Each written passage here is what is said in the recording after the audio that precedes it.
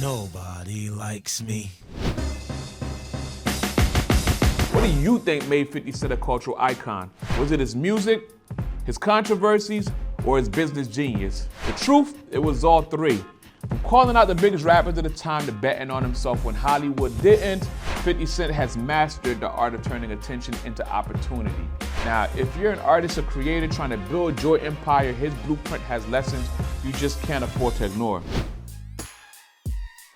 Before the world knew him as 50 Cent, Curtis Jackson was just a kid from Queens with a story no one could ignore. But it wasn't just his survival after being shot 9 times that made him famous, it was how he used that story to build a brand. Most artists would have waited for their big break, but not 50.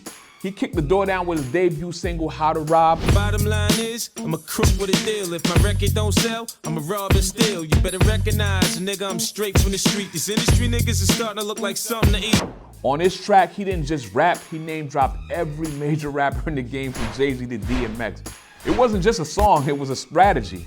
When you don't have an option, it absolutely has to work for you, you know? So I'm like, I gotta make a record that makes everybody stop right now and say, who's this guy 50 Cent? Right now, who is this guy, you know?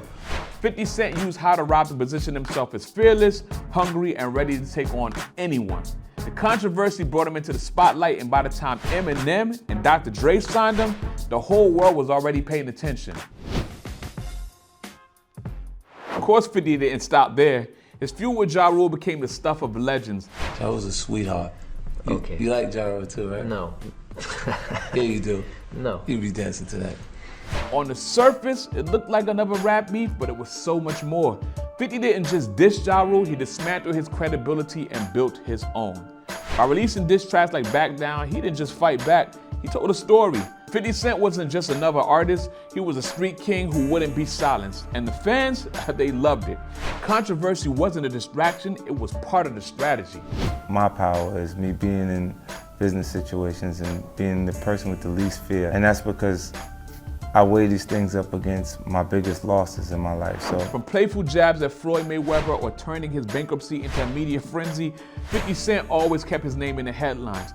But here's the genius, it was never random. Every move aligned with his brand and kept audiences hooked.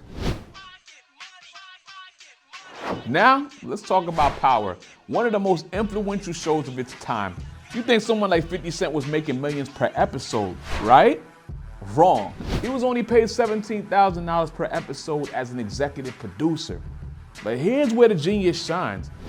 I got paid $17,000 per episode. What? Season 1? The first 2-3 seasons. Whoa, wow. This was me getting the network pregnant with my idea. So in concept, you know I would've got paid more to just go to the nightclub and wait. Right. You know what I'm saying? So it was like it's me wanting the show to be the way I want it to be. You know what I'm saying? Like Power, this shit turned out like I expected it to. 50 knew his worth and bet on himself. Instead of demanding a higher paycheck up front, he's focused on growing the show's impact and leveraging it to build his reputation in Hollywood. Today, Power isn't just a hit show, it's a franchise. And that $17,000 per episode, it's a small price to pay for the empire he built off its success. Another example of 50 Cent's genius is BMF, the series based on the Black Mafia family. 50 Cent understood the cultural weight of BMF not just as a story, but as a moment. With Big Meech and Southwest T's impending release from prison, 50 timed the show perfectly.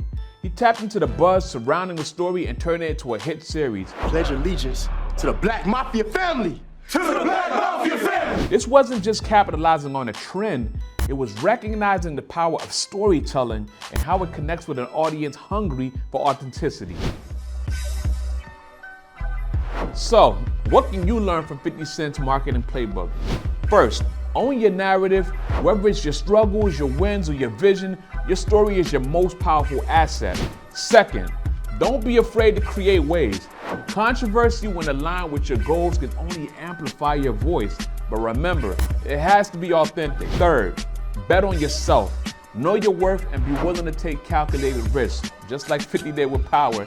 And finally, leverage cultural moments. Pay attention to the world around you and find ways to align your brand with stories that resonate. The question is, how will you use these lessons to build your own empire?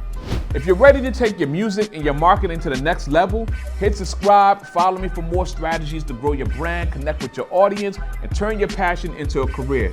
I'll see you on the next one. We out.